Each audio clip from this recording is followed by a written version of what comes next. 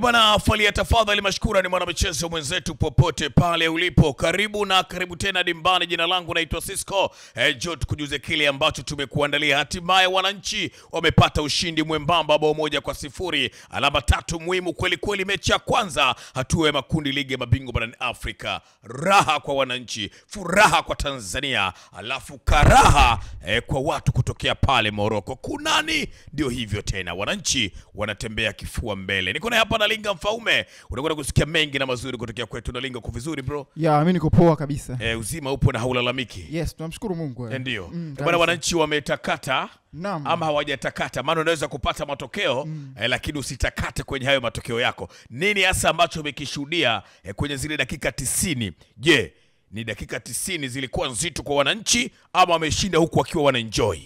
Of course, naweza nikasema ni quality football, kwa maana ya mpira mzuri, mpira wa kitaalamu, kwa sababu nikiangalia Young Africans imecheza katika fezi zote kwa usahihi mzuri. Kwa mfano nikianzia kwenye fezi ya kwanza wanavyokuwa wanamiliki mpira, nikija kwenye sub phase wanajenga mashambulizi, of course ilikuwa ni superb sana. Unaona utulivu. Nilitegemea leo Farabat kuja na mpango wao kufanya pressing na watu watatu, lakini leo nimeona kitu cha tofauti kidogo. Nimeona Farabat na press na watu wawili tu. Kwa hiyo ikawa ni kazi nyepesi sana kwa kuanza kiungo ulinzi wa Young Africans, lakini pia kwa defenders kuwa comfortable, na ukimchukua Diarra ukimweka pale wanakuwa na numerical advantage kwenye kujenga mashambulizi. Kwa hiyo Young Africans walikuwa wanajenga mashambulizi kama na watu 4 hivi dhidi ya watu wawili wa Farabat. Kwa hiyo ikawa ni nyepesi sana kwa wao Young Africans kuweza kutoka kwenye phase ya kwanza ya kujenga mashambulizi kwenda kwenye ya pili, kwa maana ya progression. Yes. Kwenye progression of course nilikuwa namuona sometimes kipindi cha kwanza game ilikuwa ngumu kidogo, kwa sababu Farabat walikuwa wanacheza katika mid block. Kwa hiyo kwenye mid block wanakuwa na wachezaji wengi katikati, umeelewa?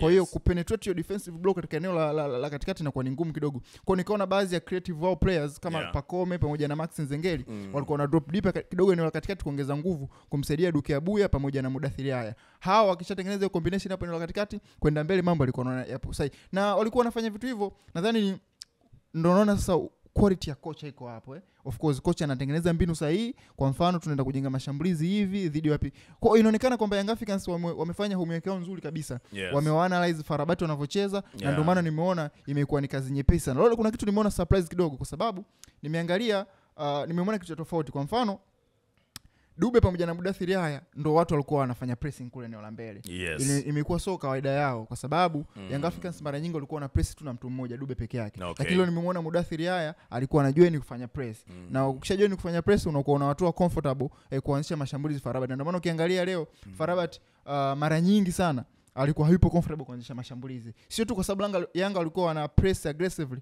No, ni kwa sababu mwalimu amechagua namna gani ya kufanya pressing. Wanapofanya pressing, wameamua kufanya pressing, basi wana press na watu wawili. Mwisho wa siku Farabat wanakuwa hawapo comfortable kuanzisha mashambulizi. Kwa hiyo kitu ambacho nimekiona ni quality football, poor football. Kwangu mimi naamini Young Africans inaweza ikawashangaza watu kwenye ile kundi B, kwa sababu ukiangalia mpaka sasa hivi ameshinda mchezo wa kwanza. Yes. Kwa nadhani itategemea kati ya JS Kabylie na Ahli watatokaje leo. Wakitoka sare itakuwa hafueni kwa Young Africans. Bwana, hivyo ndivyo ambavyo na Linga Mfaume anatuambia Young Africans kile ambacho amekifanya ni kizuri kweli kweli pale visiwani Zanzibar kwenye dimba la New Amani. Mambo ni mazito kwa wananchi, si rahisi bwana. Farabat ni miongoni mwa timu bora na Linga Mfaume barani Afrika kwa sasa. Wanapozizungumza timu bora lazima utaji Farabat. Sisikii na sidhani kama nitasikia watu watasema kwamba Young Africans wamepiga bomu mochwali. Of course unajua kwa standard ya sasa hivi timu za Morocco so mochwali, kwa sababu timu za Morocco kwa sasa hivi kama zimedrop kidogo. Na kwenye ligi yao haiko stable. Ukiangalia majiant wa Morocco au Botola Pro kwa maana Raja Casablanca na Wydad Casablanca hawako stable, na hizi ndio timu ambazo tunaziamini kwamba kwenye ligi ya Morocco ziko powerful kwenye in terms of finance. Lakini pia quality, technical ability yao iko vizuri sana, au mabenchi yao ya ufundi au makocha wao wana ubora mkubwa sana. Kwa hiyo hapa katikati hizi timu mbili kubwa ziweza kuwa zimeshuka kidogo. Kwa hiyo nikaona kuna timu kama RS Berkane hivi, lakini pia wenye Farabati. Nadhani kwenye hii miaka 10 Farabati ametawala ligi ya Morocco mara moja tu, kwa maana aliweza kubeba ubingwa umeelewa mara moja kwenye ile ligi ndani ya miaka 10 hivi. Kwa unaona ni timu ya kijeshi ya kifalme ya pale Morocco. Kwa hiyo inakuja naondoka, haiko stable. Yani wakiamua kufanya vizuri wanafanya vizuri mara moja, lakini msimu unaofuata wafanye vizuri. Kwa mfano ukiangalia msimu uliopita walishiriki Champions League lakini waliishia hatua ya robo finali tu. Okay. Kwa ni timu ambayo sio kwamba inatisha hivyo, lakini kwenye ramani ya soka la Afrika ukichukua timu ambayo inatoka kwenye ligi ya Morocco, yeah, of course hata kama inashuka daraja itakutoa jasho. Na tumeona hapa wana wachezaji wazuri. Kwa mfano nikimwangalia Reda Slim alikuwa Al Ahly, yes, mwisho wa siku nimemwona leo ameanza, lakini japo hakuwa na wakati mzuri. Ndiyo. Lakini Mehli kiungo namba 6, yeah, amecheza vizuri japo alikuwa yupo overloaded kati ya Maxi Muda pamoja na Duke Abuya, aliweza kumoverload akashindwa kucontrol tempo ya mchezo eneo katikati. Yeah. Kwa wana wachezaji fulani hivi wazuri ukiangalia, umeelewa. Kwa hiyo lakini pia yuko Zinedine pale eneo la katikati pia naye. Unaona wana wachezaji fulani hivi hata ukiwachukua in terms of quality na wachezaji wa Yanga kuna namna ambavyo wamewacha. Lakini ukiangalia leo teamwork haijalishi. Of course umeniuliza swali kwa mpiga bomu mchwali, haijalishi kwa sababu kwenye football timu ambayo inajiandaa vizuri ndio inaweza kushinda mchezo. Bwana, hivyo ndivyo ambavyo Young Africans imeshinda mbele ya timu dume, timu nzuri, timu ngumu, timu hatari, timu noma, timu fulani hivi. Lakini Young Africans sasa inakupiga huku na shangilia kwa sababu Young Africans bwana imebadilika kweli kweli. Mwalimu Pedro kuna kitu kizito kweli kweli amekiongeza ndani ya klabu ya Yanga. Kabla hatujatazama hiko ambacho kimeongezeka kwenye klabu ya Yanga na Linga Mfaume, hebu nijuze vizuri, nijuze kinaga ubaga. Bwana Prince Mpumelelo Dube, mfungaji pekee wa hili goli, ndio ambaye ameipatia Yanga alama 3.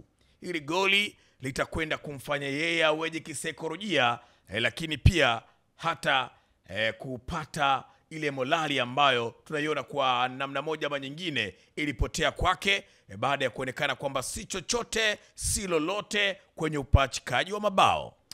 Unajua Dube ndo huyu. Yes. Kwenye ubora wa mchezaji nikiangalia udhaifu wa Dube, ndio Dube yuko limited sana kama striker. Yes. Kwa maana gani yuko limited? Hayuko full package kwamba huyu ni mshambuliaji, atakuwa killer, umeelewa, atakuwa anafunga magoli kwa usahihi. Dube hayupo hivyo. Okay. Dube ni yule mshambuliaji ambaye mara nyingi sana anaweza akakosa chance 8 akapata chance 1. Umeelewa? Kwa maana anahitaji more chance. Na kwa mfano ukiangalia kwenye goli la leo unaweza kuona kwamba juhudi zake binafsi, kwa sababu ukiangalia kitu ambacho Dube anakuwa na advantage kuliko washambuliaji wengine ni the way anavyoweza kusema kuna kitu inaitwa expansion kwenye eneo la mbele.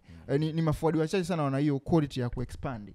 Wachezaji wengi sana au washambuliaji wengi wanapenda kucheza ndani ya box na ndo akili yao iko pale. Kucheza pembeni au kuexpand, kufanya expansion eneo la mbele wanakosa. Dube ukiangalia magoli mengi aliyowafunga Azam, mara nyingi Dube anapenda kufunga magoli akitokea pembeni. Ni wale expanding strikers. Kwa hiyo kuna kitu anakikosa kwenye akili yake kwamba, na huo sio akili yake tu, kwa maana ya uwezo wake, na ndo yupo hivyo, ndo ameumbwa hivyo. Okay. Kwamba sio kila, umeelewa? Yeah. Yes, sio kila. Kufunga atafunga kwa sababu ndo amezaliwa hivyo. Dube amezaliwa kufunga, atafunga, lakini makosa yake hawezi kupungua kwamba jamaa ukimpa chance 8 anaweza kafunga chance 1. Na hata leo ukiangalia angelikuwa Dube ambaye huyo ni clinical finisher mzuri, tungeona hata magoli 3 leo angefunga, kwa sababu kuna baadhi ya chance amezikosa. Lakini pia positioning, muda mwingine Dube umuoni kwenye box. Yes. Inapigwa mipira inaondoka yenyewe tu, umuoni Dube. Kwa hiyo kitu ambacho nakiona kwa Dube, of course ni mchezaji ambaye amezaliwa kufunga, lakini hayuko complete kwa maana ana weakness kama striker.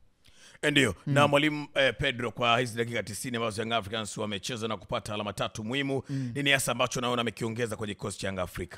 Nimetaka kuzungumza hapo mwanzo, structure wise timu inaonekana sasa. Okay. Unaelewa? Yani timu inaonekana, lakini pia kuna kitu nimekiona, individual mistakes za wachezaji imepungua. Okay. Na kuna wachezaji ambao walikuwa wanalazimishwa kucheza kwenye kikosi cha kwanza hawana huo ubora. Okay. Umeelewa? Kwa mfano Dumbia, umeelewa, alikuwa analazimishwa kuanza kwenye eneo la kiungo. Najua labda ni pressure kutoka kwa viongozi.